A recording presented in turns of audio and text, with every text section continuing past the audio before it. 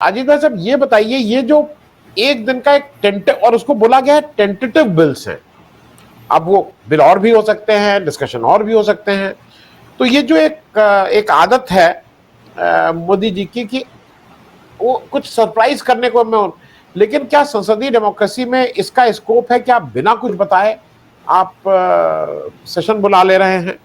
और ऐसा प्रतीत होता है, ये सब हम लोगों की अटकलबाजी है, किसी को नहीं पता है। जयराम रमेश ने लिखा है कि केवल एक व्यक्ति को और एक और व्यक्ति को उन्होंने लिखा है, ये दो लोगों को शायद पता हो कि क्या एजेंडा है, बाकी किसी को नहीं पता है। तो एजेंडा के अंदर भी कोई एजेंडा है। तो अजीत भाई साहब ये जरा इस पे, जब आप कुछ बता ही नहीं रहे हैं तो मतलब ना बताना भी एक खतरे की घंटी है, कुछ लोगों को लगता है ऐसा। अजीत भाई साहब। आनंद जी, डेमोक्रेसी का जो डीएनए है ना, वो होता है ट्रांसपेरेंसी। डेमोक्रेसी और डिक्टेटरशिप या डेमोक्रेसी एंड मोनार्की में जो अंतर होता है वो यही होता है कि आप सबसे शेयर करेंगे अपना एजेंडा, तो लोग तैयारी करेंगे एजेंडा का और पूरा देश जो है उस पर डिस्कशन करेगा और तब जाके पार्लियामेंट में डिस्कशन होगा और फिर पास होगा।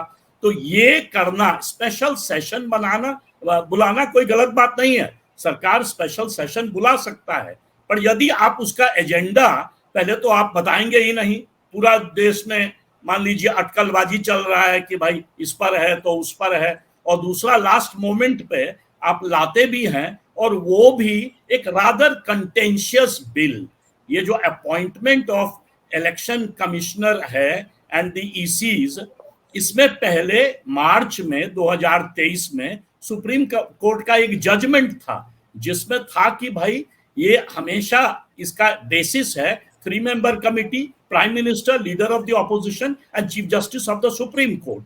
ये जो प्रिंसिपल है ये आज से भारत में नहीं है, ये कॉन्स्टिट्यूएंट असेंबली में इस पर डिस्कशन हुआ था। कॉन्स्टिट्यूएंट असेंबली में जो डिस्कशन हुआ उसमें हुआ था कि चीफ एग्जीक्यूटिव को इतना पावर नहीं दिया जाए कि वो इसका माखौल उड़ा सके फ्यूचर में। उसी लिए चीफ जस्टिस ऑफ इंडिया को भी लाया गया, लीडर ऑफ द ऑपोजिशन को भी, ताकि बातचीत हो सके 3 मेंबर कमिटी से। तो उसको चेंज करना अपने आप में, जबकि सरकार ने कहा कि भाई उस सुप्रीम कोर्ट जजमेंट में सुप्रीम कोर्ट ने कहा कि पार्लियामेंट इसको चेंज कर सकती है। नेचुरली पार्लियामेंट को तो अख्तियार है चेंज करने का, बट पार्लियामेंट जब ये अख्तियार अपना इंप्लीमेंट करेगा तो उसको सोचना चाहिए कि कॉन्स्टिट्यूएंट असेंबली का इंटेंशंस क्या था, क्यों ये प्रैक्टिस 75 साल से चलता आ रहा है, क्यों ऐसा है कि जब आप कह रहे हैं कि हमारा डेमोक्रेसी अमृत काल में पहुंचा है तभी आप ऐसा स्टेप ले रहे हैं कि पूरा एग्जीक्यूटिव कंट्रोल जो है वो आ गया है ईसी के ऊपर, और जबकि चुनाव मतलब टेक्निकली स्केड्यूल्ड है अप्रैल मई में 2024। तो उस समय ये स्टेप लेना, ये चेंज करना, ईसी को क्वोट अनकोट आप प्रेशर डाल रहे हैं कि ईसी प्लायबल हो सकता है, रूलिंग पार्टी के डिक्टेट्स पे वो बातचीत माने कुछ भी कर सकता है। जैसे ही आप चीफ जस्टिस को उस कमिटी से निकाल दिए तो it is a wrong kind of indication. अब चक्कर ये है कि सरकार के पास ब्रूट मेजॉरिटी है तो राज्यसभा में इंट्रोड्यूस कर दिए, और इसको जो है इस बार वो लोग कोशिश करेंगे कि जल्दी जल्दी इसको पास कर दें, ताकि यदि एक हिडन एजेंडा ये हो कि हम चुनाव मान लीजिए कि स्टेट असेंबली चुनाव के साथ ही लोकसभा कर दें नवंबर दिसंबर में, तो ईसी जो है अपने कंट्रोल में रहेगा। ये जो है ना, this smells of a serious conspiracy, और ये जो है ये एक डेमोक्रेसी के लिए ये हेल्दी नहीं है। आप लेजिस्लेट कीजिए, you have a majority, you make laws, but in an atmosphere of transparency, number 1.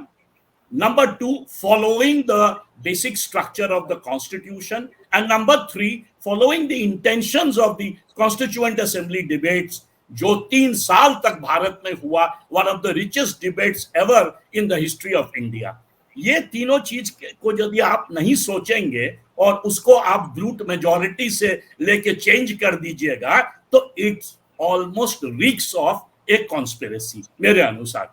मैं अजीत भाई साहब एक चीज आपसे और पूछ लूं, क्योंकि ये रोज सुबह से शाम तक हम और आप देखते हैं।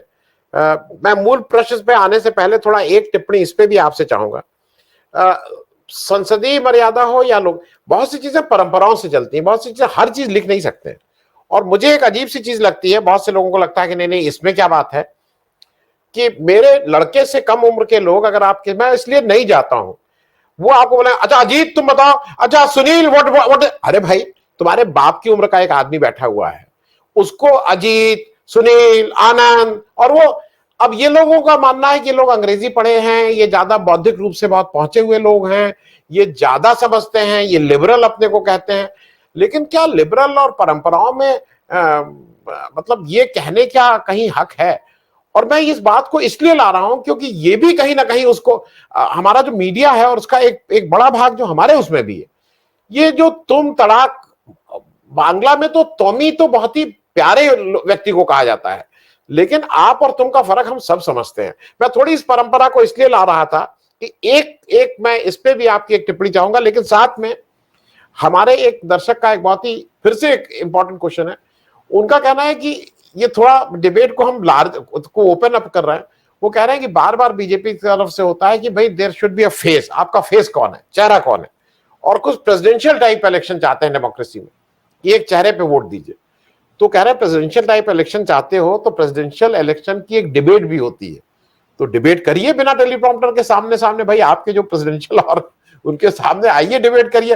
वो डिबेट नहीं करेंगे, लेकिन इलेक्शन में आप सब वो, तो मैं दोनों चीजों पे, ये जो परंपराएं हैं और थोड़ी एक टिप्पणी जो हम लोगों ने एक मीडिया में भी एक घुस गया है कि किसी को भी कोई भी फर्स्ट नाम से बुलाया जाएगा और कहा जाएगा कि नहीं नहीं ये नया ट्रेंड है। तो भाई हम लोग भी हमारे भी बहुत से वो है, मैं जरा उस पर भी एक टिप्पणी चाहूंगा और ये प्रेसिडेंशियल इलेक्शन पे भी आपकी एक टिप्पणी चाहूंगा। अजीत तो भाई आनंद जी, पहले वो जो अपने दर्शक जो हैं जिनका सवाल ब्रिलियंट सवाल है, वो लेना, हाँ हाँ हाँ, वो ले। कि नैरेटिव जो है 2014 से, कंट्री तो पार्लियामेंट्री है पर नैरेटिव जो बिल्ड किया जाता है इलेक्शन टाइम में वो प्रेसिडेंशियल किया जाता है। मोदी जी वर्सेस राहुल जी या Modi ji versus anyone else, ठीक है। तो उसमें ऑब्वियसली बीजेपी को एक एडवांटेज ये मिलता है कि मोदी जी का पॉपुलैरिटी ज्यादा है तो वो बीजेपी के परसेंटेज वोट को आगे बढ़ा देता है। मतलब एक तरह से कह सकते हैं, उसको कहते हैं अंग्रेजी में कोट टेल इफेक्ट। आपके कोट से लगा हुआ, प्रधानमंत्री के कोट से, टेल से लगा हुआ पार्टी खींच रहा है, आगे बढ़ रहा है। मतलब मोदी जी इंजन हो गए और बीजेपी ट्रेन हो गया, तो कोटेल इफेक्ट जो है वो बढ़ जाता है उस कारण। तो उस कारण वो प्रेसिडेंशियल बनाए। तो मान लीजिए, बहुत अच्छा सवाल है कि जब आप प्रेसिडेंशियल बनाना चाह रहे हैं तो प्रेसिडेंशियल सिस्टम का दो बहुत बड़ा नॉर्म होता है। सबसे बड़ा नॉर्म, और वो हमारे यहां भी वो नॉर्म है, पर प्रेसिडेंशियल सिस्टम का नॉर्म है system of checks and balances and system of separation of powers. तो लेजिस्लेचर यानी कि पार्लियामेंट, एग्जीक्यूटिव यानी कि prime minister and his cabinet, और जुडिशियरी जो हमारा जुडिशियरी या supreme court and the other courts, इन तीनों में सेपरेशन ऑफ पावर्स करके ऐसा सिस्टम इवॉल्व करें कि कोई भी दूसरे पर चेक हो सके, ताकि ओवरऑल पार्लियामेंट्री डेमोक्रेसी का बैलेंस बन सके। ये जो है प्रेसिडेंशियल सिस्टम अमेरिका का इतना स्ट्रांग है कि कोई भी कानून जो पारित होता है वहां पे कांग्रेस में, या मान लीजिए कि प्रेसिडेंशियल प्रोक्लेमेशन, उसको सुप्रीम कोर्ट रोक सकता है एक क्लॉज पर। वो क्लॉज है ड्यू प्रोसेस क्लॉज। वो सुप्रीम कोर्ट यदि आर्ग्यू करेगा कि ये नेचुरल जस्टिस को वायलेट करता है तो आप उस कानून को पास नहीं कर सकते, क्योंकि पूरा अमेरिकन जो ट्रेडिशन है प्रेसिडेंशियल सिस्टम वो नेचुरल जस्टिस के बेस पर बना है। अब भारत में भी संविधान में ये है, संविधान में कहते हैं कि सुप्रीम कोर्ट चैलेंज कर सकता है ड्यू प्रोसेस क्लॉज। और ड्यू प्रोसेस क्लॉज ये है कि आप यदि संविधान को वायलेट करते हैं कोई भी आप नया कानून जो पारित करेंगे वो संविधान को वायलेट करे, उसके बेसिक फ्रेमवर्क को चैलेंज करे, और तीसरा उसके स्पिरिट के खिलाफ हो। स्पिरिट कॉन्स्टिट्यूएंट असेंबली डिबेट्स में देखा जाता है और वेरियस सुप्रीम कोर्ट केसेस देखा जाता है कि भाई उसका क्या इंटेंशन था। उसको आप वायलेट करेंगे तो वो जो है वो technically it should not be passed, मतलब the supreme court can challenge it. और ये बड़ा पावरफुल ट्रेडिशन है, वो तरह तरह से फ्रांस में भी, इंग्लैंड में भी, जर्मनी में भी तरह तरह से ये इवॉल्व किया है, ताकि जुडिशियरी भी तो पार्ट ऑफ द एस्टैब्लिशमेंट है ना, एग्जीक्यूटिव भी पार्ट ऑफ द एस्टैब्लिशमेंट है और पार्लियामेंट भी पार्ट ऑफ द एस्टैब्लिशमेंट है, और सारे अलग अलग डोमेन रहें, सेपरेट रहें, और साथ ही साथ तीनों एक दूसरे पर चेक्स एंड बैलेंसेस लगाएं, ताकि एक प्रॉपर और ट्रांसपेरेंट जो है सिस्टम, डेमोक्रेटिक सिस्टम इवॉल्व करे। तो ये सवाल मुझे बहुत अच्छा लगा, ब्रिलियंट सवाल। और आपने जो कहा कि जैसे, तो ये एक तो ट्रेडिशन को आपको रखना है, तो ट्रेडिशन को रखना है तो 2024 में जो आप ये फेरबदल कर रहे हैं कि चीफ जस्टिस को हटा दिए, उसमें से प्रधानमंत्री और लीडर ऑफ द ऑपोजिशन, अब तीसरा किसको लाए, तो कैबिनेट मिनिस्टर। तो भाई कैबिनेट मिनिस्टर कौन है? कैबिनेट मिनिस्टर तो obviously will toe the line of the government, वो तो कैबिनेट का पार्ट है। तो फिर तो हो गया एक तरह से कि ईसी का जो मान लीजिए सिलेक्शन होगा वो उस पर टोटल एग्जीक्यूटिव का कंट्रोल हो जाएगा। तो it certainly violates the spirit of the Constituent Assembly and the tradition of and the spirit of the Indian Constitution, जो कि सुनील शुक्ला जी भी बोले।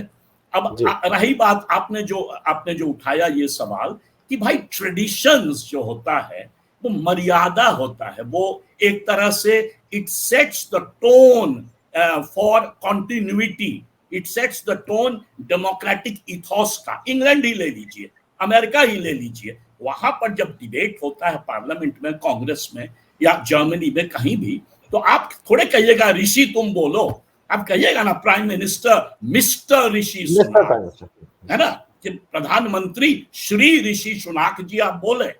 तो उसी तरह से लीडर ऑफ द ऑपोजिशन को भी आप फर्स्ट नेम से थोड़े बुलाइएगा, वो तो एक ट्रेडिशन है। और आपसे यदि कोई ओल्डर पर्सन है तो आप कहेंगे ना, जैसे हम कहते हैं आनंदवर्धन सिंह जी, तो उसी तरह से वहां भी एक ट्रेडिशन है कि ऑनरेबल मेंबर या बहुत सारा एपिथेट्स यूज किया जाता है।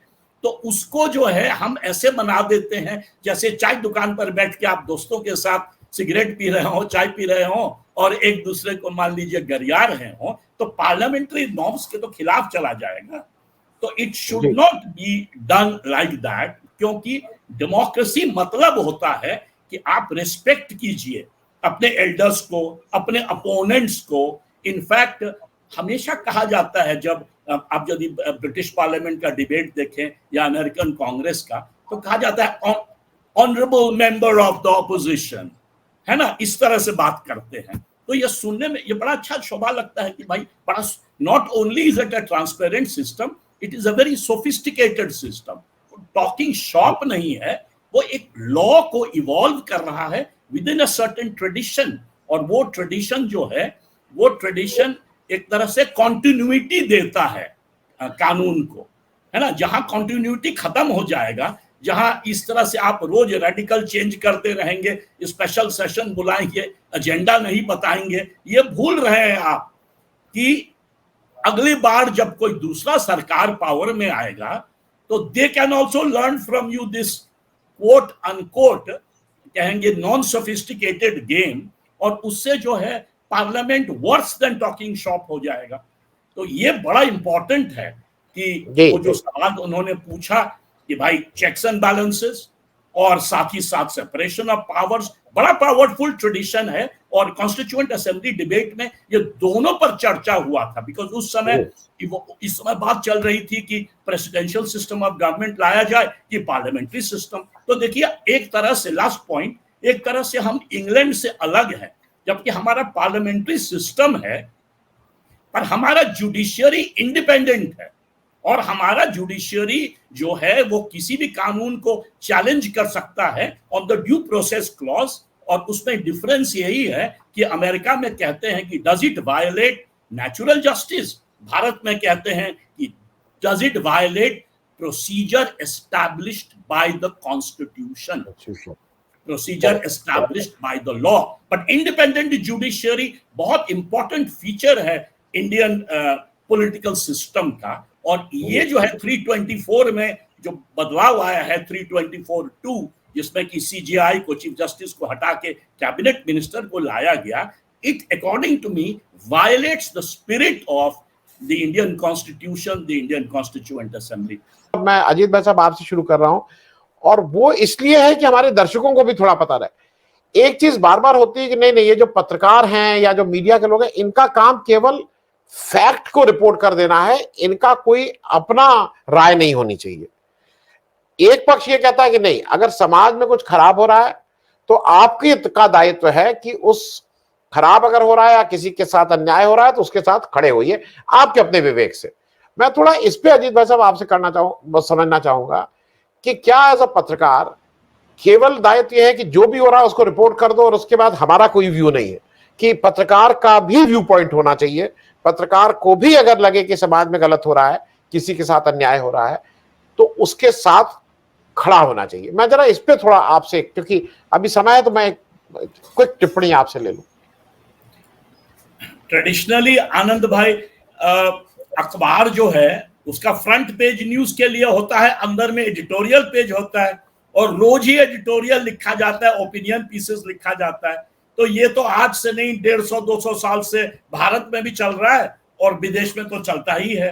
तो हमेशा ये क्लियर है कि पत्रकार जो है वो करेक्ट इंफॉर्मेशन देगा, फेक न्यूज नहीं देगा, और साथ ही साथ अपना ओपिनियन देगा। पर उससे भी बड़ा जो पत्रकार और संपादक का रोल होता है वो ये होता है कि उनका कर्तव्य है कि वो गुड न्यूज नहीं बैड न्यूज दें। गुड न्यूज देंगे तो पीआर एजेंसी हो गए, उसके लिए तो सरकार, पब्लिक रिलेशंस डिपार्टमेंट हर स्टेट में है, सेंटर में है, कि वो बताते चलेगा कि भाई कितना बढ़िया बढ़िया बात हुआ, सरकार ने बढ़िया बढ़िया बात किया। तो ये काम नहीं है उस तरह से। एक तरह से सोचिए तो पत्रकार का और संपादक का रोल बिल्कुल ऑपोजिशन लीडर की तरह होता है कि भाई गलतियां क्या हुई, खामियां क्या है। इनफैक्ट ये जो डिबेट है ये आज से नहीं, जब से अमेरिका का संविधान बना तभी से ये डिबेट चल रहा है, जिसमें कि जेफरसन ने कहा था कि यदि चॉइस हो कि सरकार हो और मीडिया नहीं हो, अब मीडिया हो और सरकार नहीं हो, तो मैं उसको प्रीफर करूंगा कि मीडिया रहे, सरकार नहीं। क्यों? क्योंकि मीडिया का कर्तव्य है कि कहां पर गलतियां हुई, कहां पर खामियां है, क्या गड़बड़ी है डेमोक्रेसी में, ताकि मतलब उसको ठीक कर सकें। तो उस तरह से पत्रकार का रोल डॉक्टर के तरह होता है। डॉक्टर आपको शायद ये नहीं कहेगा कि आप योग कीजिए, ये कीजिए, वो कीजिए, पर दवाई देगा जब आप मर रहे होंगे तो आपको बचाएगा। तो बैड न्यूज जो होता है ये सबसे बड़ा धर्म होता है, संपादक का भी पत्रकार का भी। कहते हैं उसके लिए एक लाइन है जर्नलिज्म में, if it bleeds then it leads. मतलब यदि मान लीजिए मोरक्को में 10,000 लोग मरे तो पेज 1 का न्यूज वो होना चाहिए, ये नहीं कि मोदी जी जो है सो G20 में बड़ा अच्छा भाषण दिए। भाई उसको आप अंदर भी डाल सकते हैं। तो if it bleeds then it leads, ये पत्रकारिता का धर्म है। तो इसलिए खाली फैक्ट ही नहीं, ओपिनियन, और ये कि हमेशा आप जो है नेगेटिव न्यूज बताइए ताकि लोगों को पता चले कि सरकार जो पावरफुल है वो गलती कहां कर रहा है। ये धर्म है सारे मीडिया का।